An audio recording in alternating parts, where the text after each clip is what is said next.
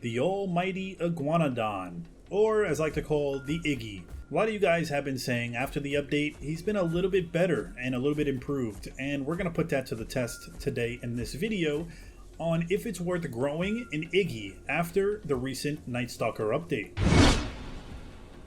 Now last time in the Is It Worth Growing series, I said the Iggy was not worth growing. I just thought he had a lot of issues and he really wasn't up to par with the other dinos. I felt like he was very weak and he was not as strong as he should have been. But is it different now, or is he still underwhelming and not that good? So let's go over it in this new Is It Worth Growing episode, where we decide if the Iggy is worth your time or not. As always, this is just my opinion, so you guys are always welcome to drop your opinions in the comments below.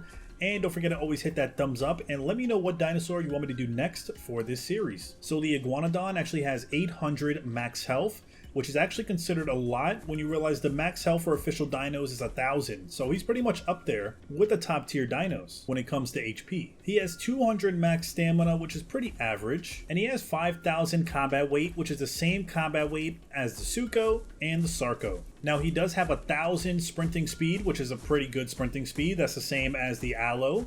And 1,000 sprinting speed, it may not seem that fast when you're watching him run, but when you're chasing other dinos that are slower than you, you can see you catch up to them pretty quickly. And if you didn't know this, the Iguanodons are actually pretty decent swimmers. So if we were to swim across this lake here, you can see he may not be the fastest, but he actually can swim fairly quickly.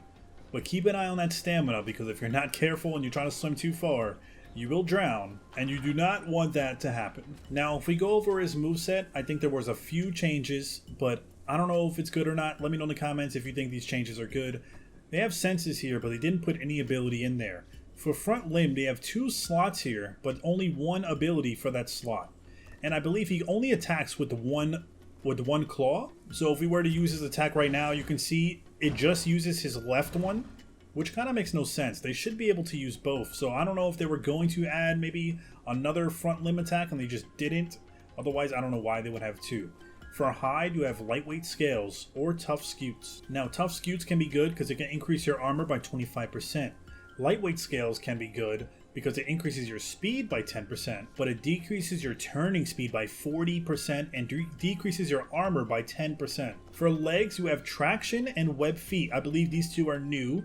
They just added this on him. So you have traction, which increases your turning speed by 20%, but it decreases your stamina recovery by 30%. And we're going to talk about that in just a second. And then for web feet, you have increased swim speed by 10% and decreases swim stamina drain by 20%. That's really good. For back limb, he has a charge attack, which is what he always had. And then for tail, you have paddle tail, which increases your swim speed and turn speed by 10%. Also good.